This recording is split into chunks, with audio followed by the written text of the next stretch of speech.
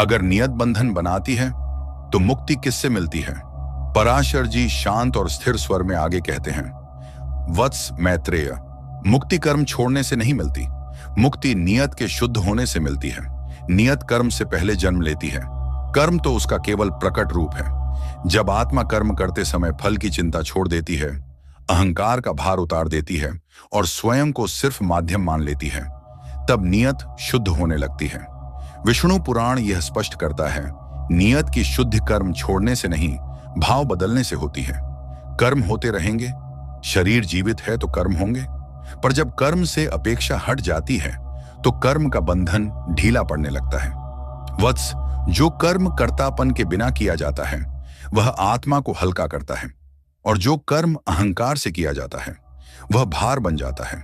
इसलिए मुक्ति का मार्ग कहीं बाहर नहीं, वह नियत के भीतर है। जब आत्मा कर्म करते हुए भी मुक्त रहना सीख लेती है, तब बंधन अपने आप छूटने लगते हैं, और वही अवस्था योग है, वही अवस्था मुक्ति की पहली सीढ़ी है। अगले भाग में पराशर जी बताएंगे, अगर कर्म होते रहेंगे तो जीवन में साक्षी भाव कैसे लाया जाए। लाइक करें, फॉलो करें, कमेंट में लिखें। जय श्री हरि विष्णु।